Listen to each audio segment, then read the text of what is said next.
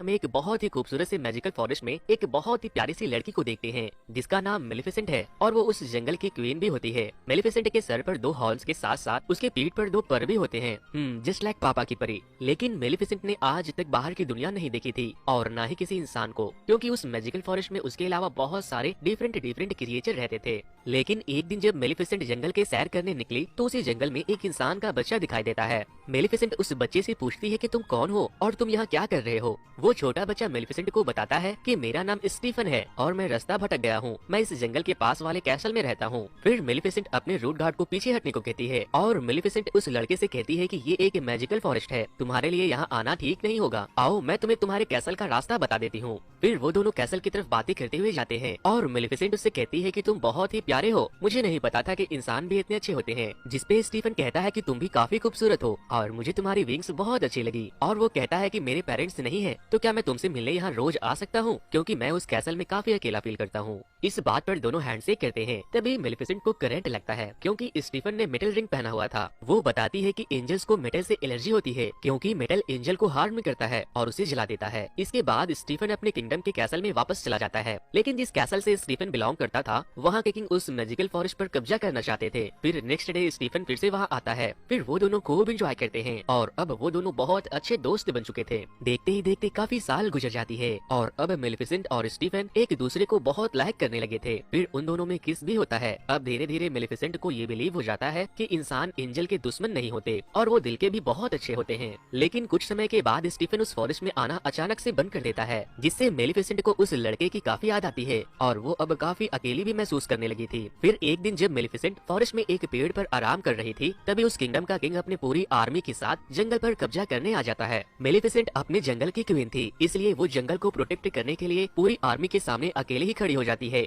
और उस किंग से कहती है कि तुम लोग यहाँ क्यों आए हो। जिस पर किंग कहता है मैं तुम लोगों को हराकर यहाँ कब्जा कर लूंगा। फिर वो किंग अपनी आर्मी को उन लोगों के ऊपर अटैक करने का ऑर्डर देता है और वो लोग जैसे ही आगे बढ़ते हैं मेलिफिसेंट काफी एग्रेसिव हो जाती है और अपने फॉरेस्ट के सारे रूट गार्ड्स और अजीबोगरीब क्रिएचर को बुला लेती है। मेलिफिसेंट की टीम इतनी ज्यादा पावरफुल होती है कि वो किंग के आर्मी को धोने लगती है और मेलिफिसेंट खुद अपने पर से बहुत सारे सोल्जर को अकेले ढेर कर देती है। उसके पर अब इतने बड़े हो चुके थे कि वो उसकी मदद से बहुत से सोल्जर को उड़ाकर दूर फेंक देती है। काफी देर फाइट होने के बाद मेलिफिसेंट उस फाइट को जीत जाती है और किंग अपने सारे सोल्जर्स के साथ वहाँ से 9-2-11 हो जाता है। फिर कुछ साल गुजरने के बाद हम देखते हैं कि किंग काफी ज्यादा बूढ़ा और कमजोर हो चुका है। वो अपने सारे खास लोगों को अपने कमरे में बुलाता है और कहता है कि उस मैजिकल फॉरेस्ट में बहुत सारा खजाना छुपा है, इसलिए मैं चाहता हूँ कि उस विंग्स वाले क्रिएचर को मारकर उस पर कब्जा कर लिया जाए और मैं तुम लोगों से एक वादा करता हूँ कि जो कोई भी ऐसा करेगा उसकी शादी मैं अपनी बेटी से करा दूंगा और फिर वही इस किंगडम का नया किंग भी होगा। तभी उनमें से एक लड़का सामने आता है और कहता है कि मैं ऐसा करूंगा। फिर हमें ये पता चलता है कि ये लड़का कोई और नहीं बल्कि स्टीफन ही है, जो अब काफी बड़ा हो चुका है और लालची भी।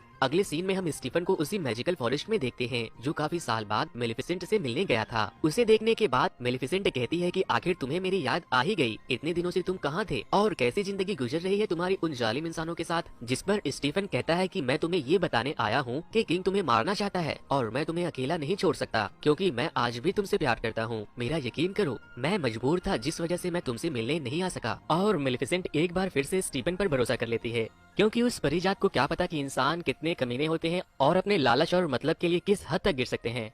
फिर वो दोनों एक खूबसूरत से झील के किनारे प्यार भरी बातें करने लगते हैं, जिसके बाद स्टीफन मेलिफिसेंट को अपने बोतल से पानी पिलाता है। पानी पीते ही मेलिफिसेंट बेहोश हो जाती है क्योंकि स्टीफन ने पानी में नींद की गोलियां मिला दी थी। मेलिफिसेंट के बेहोश होते ही स्टीफन अपना चाकू निकालता है और उसे मारने की कोशिश करता है। वो उसे मारने ही वाला था कि तभी उसे अपने बचपन की सारी बात याद आने लगती है जो वक्त उसने मेलिफिसेंट के साथ गुजारे थे। इसलिए वो उसे नहीं मारता, लेकिन वो मेलिफिसेंट के दोनों पर को काट लेता है और वहाँ से चला जाता है। फिर जब अगली सुबह मेलिफिसेंट को होश आता है तो वो देखती है कि उसके दोनों पर गायब है। ये देखकर वो बहुत रोने लगती है क्योंकि उसकी खूबसूरती और उसकी ताकत उसके विंग्स में ही थे। और फिर वो काफी उदास हो जाती है और पूरी तरह से टूट जाती है। दूसरी तरफ हम देखते हैं कि मेलिफिसेंट स्टीफन के पर को लेकर किंग के पास जाता है और कहता है, ये लीजिए, मैंने आपसे क्या हुआ वादा पूरा कर दिया। किंग उससे बहुत खुश होता है और फिर प्रिंसेस और स्टीफन की शादी करा देता है, जिसके बाद स्टीफन वहाँ का नया राजा बन जाता है। दूसरी तरफ मेलिफिसेंट बिना पर के काफी उदास थी और वो अब उड़ नहीं पा रही थी। फिर जब एक दिन मेलिफिसेंट कहीं जा रही थी तो वो देखती है कि एक शिकारी एक कौवा को मारने वाला है। उसे ये सब चीजें बर्दाश्त नहीं होती और वो फौरन अपने मैजिकल पावर से उस कौवे को इंसान बना देती है। शिकारी बेचारा डरकर वहाँ से भाग जाता है। वो कौवा इंसान बनने के बाद मेलिफिसेंट के पास जाता है और कहता है, मेरी जान बचाने के लिए आपका बहुत बहुत शुक्रिया, आपने मेरी मदद की है, इसलिए मैं आज से आपका गुलाम हूँ। और मेलिफिसेंट इस बात से एग्री हो जाती है और उसका नाम डिवाल रख देती है और उसे ऑर्डर देती है कि वो कैसल में जाकर सभी पर नजर रखे। फिर डिवाल ऐसा ही करता है। कैसल से लौटने के बाद डिवाल मेलिफिसेंट को बताता है कि स्टीफन ने आपको धोखा दिया था,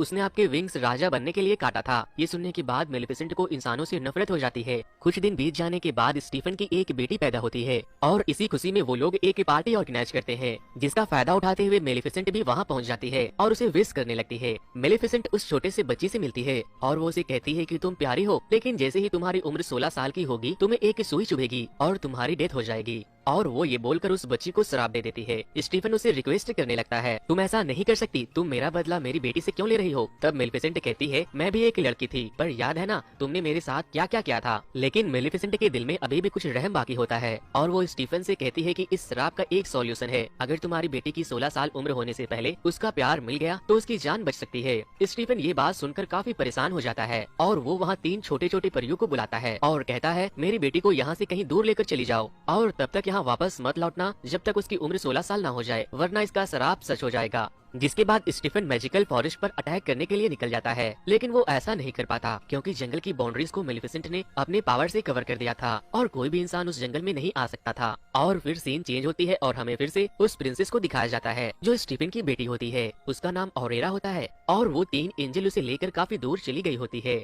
लेकिन मेलिफिसेंट अपने क्रो के थ्रू पता लगा लेती है कि अरोरा किस जगह रह रही है और फिर वो वहाँ चली जाती है। वो अरोरा को डराने की कोशिश करती है, लेकिन वो छोटी सी बच्ची यानी कि अरोरा उसे देखकर हंसने लगती है। ये देखकर मेलिफिसेंट का दिल पिघल जाता है क्योंकि मेलिफिसेंट एक अच्छी परी थी, वो जालिम औरत नहीं थी। फिर वो उसे अपने साथ अपने मैजिकल फॉरेस्ट में लेकर चली जाती है। वो 3 परियां जो प्रिंसेस अरोरा का केयर करने के लिए रखी गई थी, वो बहुत ही केयरलेस होती है। फिर एक दिन अरोरा एक बटरफ्लाई का पीछा करते करते एक खाई में गिरने ही वाली होती है कि तभी मेलिफिसेंट अपने पावर से उसे बचा लेती है। देखते ही देखते अरोरा 15 साल की हो जाती है और अब श्राप पूरा होने में बस 1 साल बाकी रह गया था। और मेलिफिसेंट की तरह ही ऑरेरा को बाहर की दुनिया देखने की बहुत इच्छा होती है। तभी ऑरेरा को फील होता है कि यहाँ पर कोई है, जिस पर वो कहती है कि सामने आओ, मुझे आपसे बहुत से सवाल करने हैं। और फिर मेलिफिसेंट ऑरेरा के सामने आ जाती है और प्रिंसेस ऑरेरा उसे देखकर चिल्ला उठती है और कहती है कि आप तो वही हो जिसने बचपन से मेरा ख्याल रखा है, आप तो मेरी गॉड मदर हो, मैं तो आपको पहचानती हूँ और वो जो आपके साथ कौवा है वो भी मुझे बहुत अच्छा लगता है। लेकिन मेलिफिसेंट को इस जवाब का तो बिल्कुल भी उम्मीद नहीं था और वो भी अंदर ही अंदर उससे बहुत मानने लगती है। और वो अब ये नहीं चाहती थी कि जो श्राप उसने अरोरा को दिया था वो उसे कभी भी लगे, क्योंकि वो दोनों एक माँ बेटी की तरह रहती थी और साथ खेलती और साथ बातें क्या करती थी। फिर एक दिन जब प्रिंसेस अरोरा सो रही होती है तो मेलिफिसेंट अपने सारे पावर का इस्तेमाल करके उसे अपने शराब से मुक्त करने की कोशिश करती है, लेकिन उसे पता चलता है कि इतने साल पहले दिया गया शराब वापस नहीं हो सकता। इस बात को लेकर मेलिफिसेंट काफी परेशान हो जाती है क्योंकि उसका 16वां बर्थडे आने ही वाला था। जिसके बाद मेलिफिसेंट ये दुआ करती है कि इसे इसका सच्चा प्यार मिल जाए, जिससे कि वो उसके शराब से बच जाए। फिर सुबह होते ही प्रिंसेस अरोरा और मेलिफिसेंट बातें कर रही थी। प्रिंसेस अरोरा मेलिफिसेंट से पूछती है कि आपके पर कहाँ गए, सारे एंजल्स के तो पर होते हैं। तब मेलिफिसेंट उसे बताती है कि मेरे भी पर हुआ करते थे, लेकिन किसी इंसान ने मुझे धोखा देकर मेरे पर छीन लिए और वो मुझे बहुत याद आते हैं। इसके साथ मेलिफिसेंट रोने लगती है। अब प्रिंसेस अरोरा के 16 साल होने में सिर्फ एक दिन बाकी रह गया था। फिर तभी उसे रास्ते में एक लड़का दिखाई देता है जो काफी स्मार्ट था और वो एक प्रिंस भी होता है। वो दोनों एक दूसरे को देखते ही पसंद कर लेते हैं। जिसके बाद अरोरा उन 3 एंजल के पास जाती है जिसके साथ वो मैजिकल फॉरेस्ट में रहा करती थी। फिर अरोरा 3 छोटी एंजल से कहती है, मैं मेलिफिसेंट के साथ रहना चाहती हूँ। तभी तीनों एंजल्स को लगता है कि इसे मेलिफिसेंट ने सब कुछ बता दिया है कि इसके पेरेंट्स अभी भी जिंदा है और ये अब अपने फादर के पास किंगडम वापस जाना चाहती है। और फिर वो तीनों एंजल्स अरोरा को सब कुछ सच बता देती है कि तुम पर एक श्राप है जो कि तुम्हारी जान लेना चाहती है। वो लोग उसे बताते हैं कि तुम्हें श्राप किसी और ने नहीं बल्कि मेलिफिसेंट ने ही दिया है। ये सुनकर प्रिंसेस अरोरा को अपने कानों पर विश्वास नहीं होता और उनसे कहती है कि मेलिफिसेंट ऐसा नहीं कर सकती, तुम लोग पागल हो चुकी हो। ये सुनकर प्रिंसेस अरोरा बहुत ही उदास हो जाती है और सीधे मेलिफिसेंट के पास जाती है और कहती है, क्या ये सच है जो मैंने सुना है। मेलिफिसेंट उससे कहती है कि ये सब सच है, मैंने तुम्हें शराब जरूर दिया था, लेकिन अब मेरा दिल बदल चुका है। मैंने सिर्फ तुम्हारे फादर से बदला लेने के लिए ऐसा किया था। मैं भी नहीं चाहती कि तुम मर जाओ। मैं तुम्हें बहुत प्यार करती हूँ। तुम्हारे पिता के बाद मैंने सबसे ज्यादा प्यार तुमसे ही किया है। लेकिन प्रिंसेस अरोरा काफी ज्यादा उदास हो जाती है और रोते हुए वहाँ से चली जाती है। वो वहाँ से भागकर सीधे अपने किंगडम, अपने फादर यानी कि स्टीफन के पास जाती है और कहती है, डैड मैंने आप लोगों को काफी मिस किया। मुझे लगता था कि शायद मैं अकेली हूँ। लेकिन स्टीफन को अपनी बेटी को देखने के बाद बहुत गुस्सा आता है। वो उन 3 परियों से कहता था कि जब 16वां बर्थडे पूरा होने ही वाला था तब तुम लोग एक दिन रुक नहीं सकते थे। स्टीफन अपने सोल्जर से कहता है कि इसे वापस छोड़ाओ या फिर इसे कमरे में बंद कर दो जहाँ कोई आता जाता नहीं हो और कोई उस कमरे में ना जाए। लेकिन स्टीफन करता भी तो क्या करता, वो शराब को रोक नहीं सकता था। और आखिरकार वो दिन आ ही जाता है जब प्रिंसेस अरोरा का 16वां बर्थडे था और फिर शराब के असर से प्रिंसेस अरोरा खुद ब खुद वहाँ पर चली ही जाती है जहाँ पर स्पिनिंग पिंस पड़े हुए थे और उन पर सुइयां लगी होती है और वो शराब की वजह से उसे खुद ही टच कर लेती है और वो गहरी नींद में चली जाती है, जिस वजह से स्टीफन बहुत परेशान हो गया था क्योंकि उसकी बेटी गहरी नींद में सो चुकी थी और वो कभी उठ नहीं सकती थी। उधर मेलिफिसेंट को भी काफी बुरा फील हो रहा था।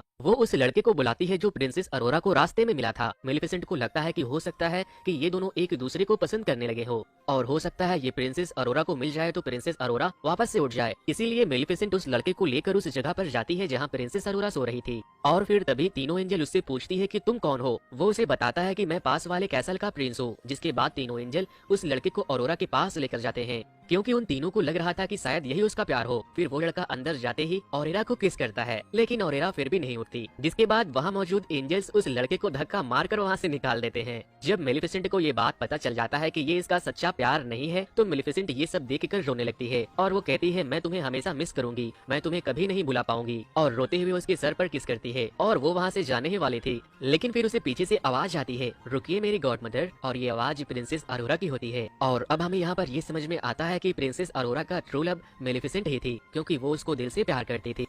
लेकिन तभी स्टीफन मेलिफिसेंट के ऊपर जाल फेंककर उसे फंसा देता है और वो जाल लोहे के थे जो परियों को जला सकता था। मेलिफिसेंट यहाँ पर बहुत ही बेबस हो जाती है, जिसके बाद वो अपने कौवे यानी कि दीवाल को ड्रैगन में बदल देती है। वो एक बहुत ही खूंखार ड्रैगन बन जाता है और अपने मुंह से आग निकालकर वहाँ पर मौजूद सारे लोगों को जला देता है और मेलिफिसेंट भी आजाद हो जाती है। तभी यहाँ पर किंग स्टीफन अपने कुछ आर्मियों को लेकर वहाँ आता है और वो लोग मेटल के सील्ड पहने हुए होते हैं ताकि वो मेलिफिसेंट को हमेशा के लिए जला दे। और दूसरी तरफ प्रिंसेस अरोरा को मेलिफिसेंट का वही पर नजर आता है जिसे स्टीफन ने पिंजरे में कैद करके रखा था। वो पर मेलिफिसेंट के करीब आते ही फड़फड़ाने लगता है। फिर प्रिंसेस अरोरा उस पर को पिंजरे से आजाद कर देती है और वो पर खुद ब खुद मेलिफिसेंट के साथ जाकर अटैच हो जाती है और अब मेलिफिसेंट दोबारा उड़ने की काबिल हो जाती है और वो स्टीफन के हाथों को जंजीर से बांधकर वहाँ से बाहर निकल जाती है। लेकिन वो स्टीफन को नुकसान नहीं पहुँचाना चाहती थी, मगर स्टीफन उस पर अटैक करने लगता है जिस वजह से वो दोनों नीचे गिरने लगते हैं। स्टीफन ने मेलिफिसेंट के परों को पकड़ा हुआ था ताकि वो उड़ ना सके, लेकिन जैसे वो लोग जमीन पर गिरने वाले होते हैं मेलिफिसेंट अपने पर खोल लेती है और उड़ जाती है। लेकिन इस वजह से स्टीफन नीचे जमीन पर गिर जाता है और एट द एंड वो मर जाता है। नेक्स्ट मॉर्निंग हम लोग देखते हैं कि मेलिफिसेंट उन सब बाउंड्रीज को हटा देती है जो कि जंगल के चारों तरफ बनाई गई थी। वहाँ पर दोबारा से फूल खिलने लगते हैं, चारों तरफ हरियाली सी छा जाती है। उसके बाद हमें मेलिफिसेंट और प्रिंसेस अरोरा को दिखाया जाता है और मेलिफिसेंट प्रिंसेस अरोरा को कहती है, आज के बाद तुम इस जंगल की क्वीन हो। और उसके बाद से वहाँ का किंगडम और वो मैजिकल फॉरेस्ट आपस में मिल जाते हैं और सब हंसी खुशी से अपनी जिंदगी दोबारा